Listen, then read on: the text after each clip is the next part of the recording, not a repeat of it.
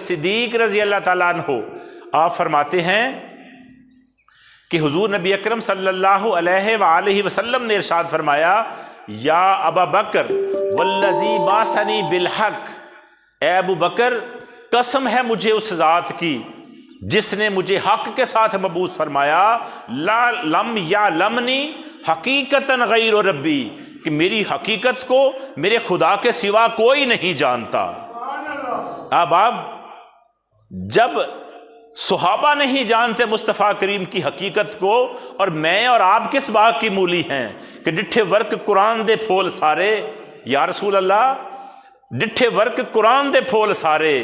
تیری شان جیا نہیں کوئی ہور ڈٹھا، تے تیری شان دا کرے مقابلہ جو انہوں عاشقاں ازلی چور ڈٹھا، کوئی نور آکھے کوئی بشر آکھے، پیندہ رات دینے اے ہوئی شور ڈٹھا،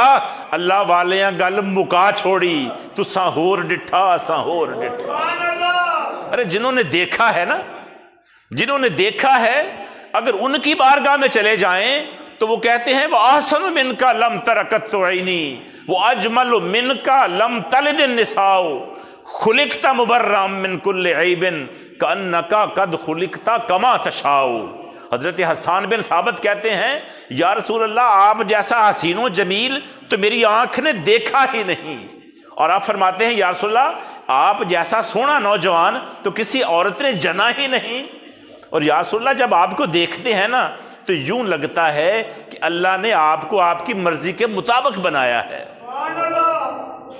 تو پیر میر علی شاہ صاحب کی بارگاہ میں چلے جائیں نا تو وہ کہتے ہیں کہ مکھ چند بدر شاشانی ہے، متھے چمک دی لاٹ نورانی ہے، کالی زلف تے اکھ مستانی ہے، مخمور اکھی ہن مد بھریاں۔